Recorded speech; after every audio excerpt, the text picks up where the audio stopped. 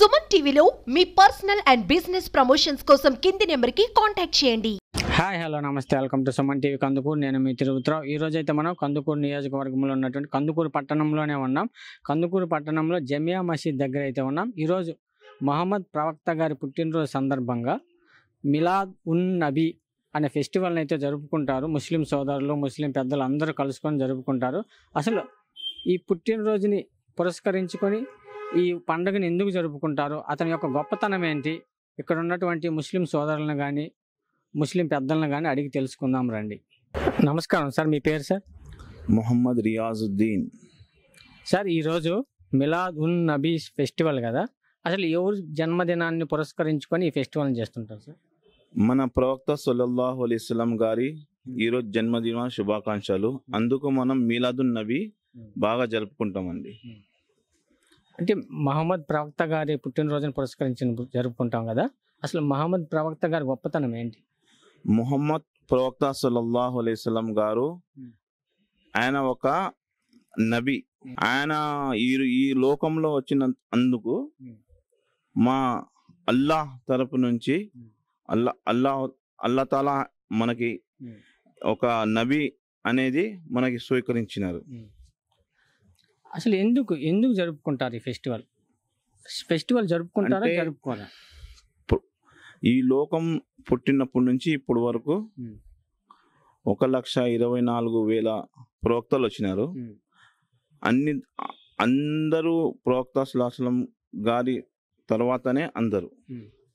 ఎటువంటి నియమ నిబద్ధతలు పాటిస్తారు ఈరోజు మీలాదున్ నబీ అంటే మంచి కొరకు అందరూ ఎవరికి చెడు చేయకుండా అందరూ మంచి జరగాలనేది ఒక కృషి చేసుకుంటామండి. ఈ పండుగ రోజున ఏం చేస్తుంటారు సార్ మామూలుగా? ఈ పండుగ రోజున ఏదైనా ఇంట్లో మంచి స్వీట్స్, పూరీలు అవన్నీ చేసుకొని మంచిగా పిల్లల్ని పెట్టి అందరు తింటామండి. సార్, అంటే మహమ్మద్ ప్రవక్త గారు ఈ రోజే పుట్టి ఈ రోజే పోయారంటారు కదా, నిజమేనా సార్ అది? అవునండి. ఈరోజు ఆయన పుట్టినరోజు. ఈరోజే ఆయన ఈ లోకం నుంచి పోయిన రోజు కూడా. పుట్టినరోజు సెలబ్రేట్ చేసుకుంటారు, చనిపోయిన రోజు ఒక బాధ ఉంటుంది. రెండిట్లో డిఫరెన్స్ ఎట్లా మీరు చూడండి అండి. ఇప్పుడు మీలాదున్ నబీ అంటే మన ప్రవక్త సల్లల్లాహు అలైహి వసల్లం ఈరోజు జన్మదిన శుభాకాంక్షలు మంచిగా జరుపుకుంటామండి. ఇంకోటి ఆయన పోయిన బాధ కూడా మనకు కలిగిద్ది. Okay sir, thank you. నమస్కారం సార్, మీ పేరు సార్? నా పేరు మొహమ్మద్ అబ్దుల్లా అండి. సార్, ఈరోజు మిలాద్ ఉన్ నబీ ఫెస్టివల్ కదా, అసలు ఆ ఫెస్టివల్ యొక్క ప్రత్యేకతలు ఏంటి? మీలాదున్ నబీ అంటే మన పుట్టినరోజుని, ప్రవక్త ముహమ్మద్ సల్లల్లాహు అలైహి వసల్లం పుట్టినరోజుని మీలాదున్ నబీ అని చెప్పి అంటారు. యాక్చువల్గా ప్రవక్త ముహమ్మద్ సల్లల్లాహు అలైహి వసల్లం పుట్టినరోజు దీన్ని రబీఉల్ అవల్ అంటే మన ఇస్లామిక్ క్యాలెండర్ ప్రకారం రబీఉల్ అవల్ నెల 12వ తారీఖున పుట్టారని చెప్పేసి అందరూ చెబుతూ ఉన్నారు. దీనిలో ఏంటంటే భేదాభిప్రాయం ఉంది పండితుల మధ్య. పండితులు కొంతమంది 9వ తారీఖు అని చెప్పారు అంటారు, రబీఉల్ అవల్ 9వ తారీఖు అంటారు, కొంతమంది 8 అన్నారు, కొంతమంది 12 అన్నారు. అయితే దీంట్లో భేదాభిప్రాయం ఉంది. కానీ ప్రవక్త ముహమ్మద్ సల్లల్లాహు అలైహి వసల్లం మరణించిన రోజు అనే విషయంలో మాత్రం ఎటువంటి పండితుల మధ్య ఎటువంటి భేదాభిప్రాయం లేదు. రబీఉల్ అవల్ 12వ తారీఖున ప్రవక్త ముహమ్మద్ సల్లల్లాహు అలైహి వసల్లం మరణించిన రోజు. యాక్చువల్గా దీన్ని పుట్టినరోజుగా మనం చేసుకోవడం అనేది యాక్చువల్గా ఇస్లాంలో అయితే లేదు. కాకపోతే ఇది ఏంటంటే తెలిసి తెలియని అజ్ఞానంతో కొంతమంది దాన్ని పుట్టినరోజుగా బిగిన్ చేసి దీన్ని కొత్తగా ప్రవక్త ముహమ్మద్ సల్లల్లాహు అలైహి వసల్లం అంతిమ దైవ ప్రవక్త ఎవరు పుట్టినరోజు సందర్భంగా అయితే చేస్తున్నారో ఆ అంతిమ దైవ ప్రవక్త ముహమ్మద్ సల్లల్లాహు అలైహి వసల్లం చెప్పింది ఏంటంటే ముస్లింల కోసం రెండు పండుగలు ఉన్నాయి. ఒకటి ఈదుల్ ఫితర్ అంటే రంజాన్ పండుగ. అది రంజాన్ పండుగ ఏంటంటే 30 రోజులు మనం ఉపవాసం ఉన్న తర్వాత మనం చేసిన ఉపవాసాల తర్వాత పేదవారి కోసం వాళ్ళ హక్కును మనం పంచడం కోసం చెప్పేసి వాళ్ళకి బియ్యం దానం ఇస్తారంటారు. దానం ఇచ్చి అందుకని దాన్ని ఫిత్రా అంటారు, ఫిత్రా దానం అంటారు. అందుకని దాన్ని ఈదుల్ ఫితర్ అని చెప్పి అన్నారు. తర్వాత రెండో పండుగ ఈదుల్ అజహా. ఈదుల్ అజహా అంటే ఏంటంటే బక్రీద్ అంటే కుర్బానీ. మన కుర్బానీ చేసి మనం ఏంటంటే జంతువుని ఇచ్చేసి ముస్లింలకి అంటే ముస్లిమేతలకి అందరూ కూడా మనం పంచుకోవడం అనేది. ఎందుకంటే అందరూ పేదవాళ్ళు ఎంతమంది ఉంటారు, తినలేని వాళ్ళు, వాళ్ళకు కూడా పంచడం అనేది దాంట్లో ఉంది. మనం దానివల్ల ఏంటంటే మన ముస్లింలు కానీ అందరితో కూడా మన ఇదిగా ఉండడం కోసం అని చెప్పేసి ఈ పండుగలు ఉన్నాయి. ఈ రెండు పండుగలు ముస్లింల కోసం ఉన్నాయి. తర్వాత ఈ మొహరం అని కానీ, తర్వాత ఇప్పుడు ఏదైతే ఈద్ మీలాదున్ నబీ అని చెప్పి ఇప్పుడు ఏదైతే జరుగుతూ ఉందో ఈ ముస్లిం సమాజంలో, ఈ ప్రపంచంలో ఏదైతే జరుగుతుందో దానికి ఇస్లాంకి ఎటువంటి సంబంధం లేదు. అయితే అంతిమ దైవ ప్రవక్త ఇప్పుడు ముహమ్మద్ సల్లల్లాహు అలైహి వసల్లం గురించి మాత్రం మనం చెప్పుకోవాల్సిన విషయం చాలా ఉంది. ఎందుకంటే సమస్త మానవాళికి మన పుట్టించిన సృష్టికర్త అయిన దైవము ఆయన ప్రతి మానవుడు కూడా ఒప్పుకుంటాడు ఏంటంటే మనందరూ పుట్టించిన దేవుడు ఒక్కడే అని చెప్పారంటే క్రైస్తవులను అడిగినా ముస్లింలు అడిగినా హిందువులను అడిగినా అందరూ కూడా చెప్తారు మనందరూ పుట్టించిన దేవుడు ఒకడే అంటారు. కానీ ఎక్కడ భేదాభిప్రాయం వస్తుందంటే మళ్ళీ ఆరాధనకు వచ్చేప్పటికి మా దేవుడు వేరు మీ దేవుడు వేరు మీ దేవుడు వేరు అని చెప్పి విడిపోతున్నారు. కానీ ప్రతి కాలంలో కూడా అసలు మనందరూ పుట్టించిన దేవుడు ఒక్కడే.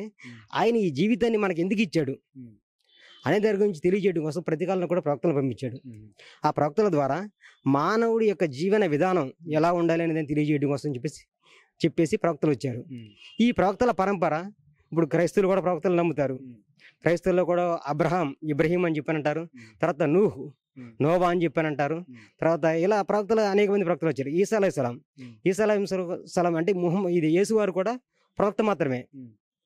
యేసువారు కూడా వచ్చి చెప్పింది ఏంటంటే మనందరినీ సృష్టించిన దేవుడు ఒకడే, పైన తండ్రి అని చెప్పన్నారు.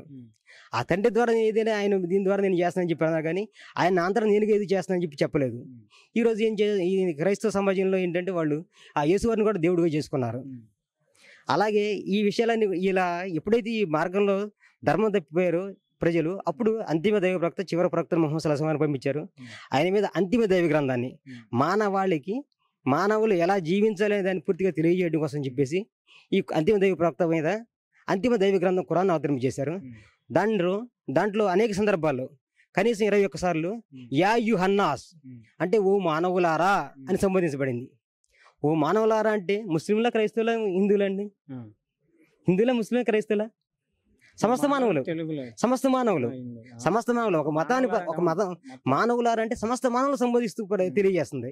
ఆ ముస్లిం ఈరోజు ఈ ఖురాన్ ముస్లింలు అడిగితేనేవి ఈ ఖురాన్ గ్రంథం మా గ్రంథం అంటారు, ముస్లిమేతరులను అడిగితేనేవి ఇదేమో మీ గ్రంథం అంటారు.